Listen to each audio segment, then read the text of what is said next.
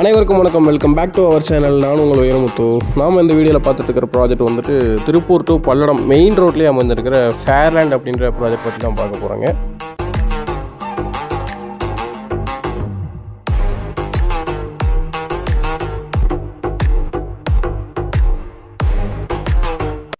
ஆறு ஏக்கர் பரப்பளவில் 65 பிளாட்ஸாக பிரிச்சிருக்கிறாங்க. Minimum plots பார்த்தீங்க அப்படின்னா 4.5 சென்ட்ஸ்லேருந்து பிளாட்ஸ் அவைலபிள் இருக்குதுங்க.